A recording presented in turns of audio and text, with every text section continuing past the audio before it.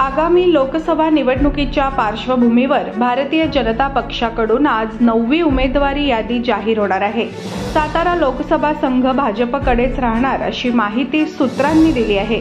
त्यामुळे साताऱ्याच्या जागेचा सस्पेन्स आज संपण्याची शक्यता आहे।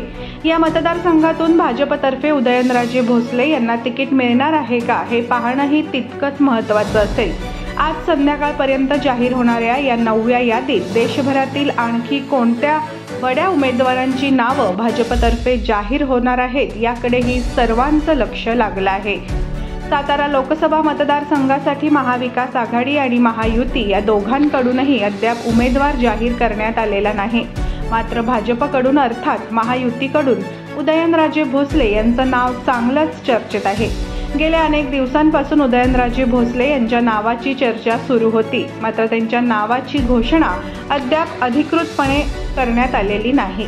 आज भाजपची उमेदवारांची 9वी यादी जाहीर करण्यात येणार आहे। त्यामध्ये उदयनराजेंच्या नावाची घोषणा होते का याकडे सगळ्यांचे लक्ष लागले आहे। तसं झालं तर साताऱ्यातील जागेचा सस्पेन्स आज संपेल।